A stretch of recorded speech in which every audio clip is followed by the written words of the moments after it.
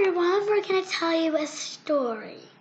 This is Pastor Emily and Olivia, and you might see Ben here too. Today we're going to have a story out of the Jesus Storybook Bible, written by Sally Lloyd Jones and illustrated by Jago. And we're going to start in the beginning. A perfect home. In the beginning, there was nothing. Nothing to hear, nothing to feel, nothing to see. Only emptiness and darkness and nothing but nothing. But God was there, and God had a wonderful plan. I'll take this emptiness, God said, and I'll fill it up. Out of the darkness, I'm going to make light. And out of the nothing, I'm going to make everything. Like a mommy bird flutters her wings over her eggs to help her babies hatch, God hovered over the deep, silent darkness. He was making life happen. God spoke. That's all. And whatever he said, it happened. God said, "Hello, light." And light shone in the darkness.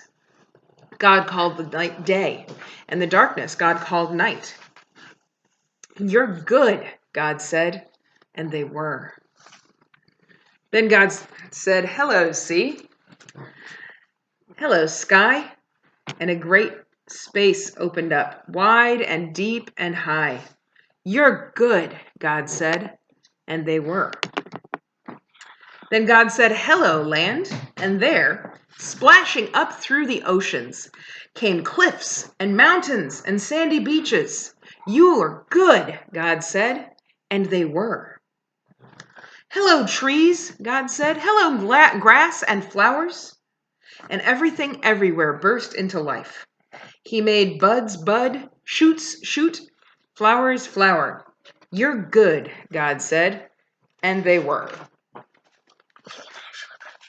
"Hello, stars," God said.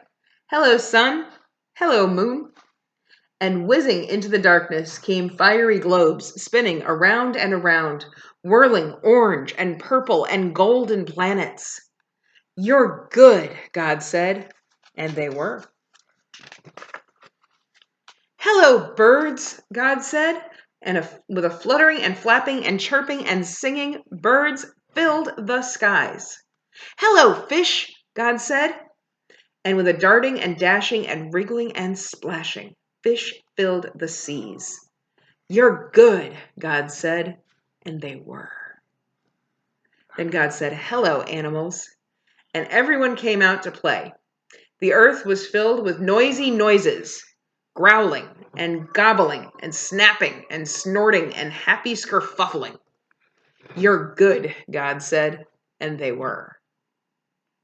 God saw all that he had made, and he loved them, and they were lovely because he loved them. But God saved the best for last.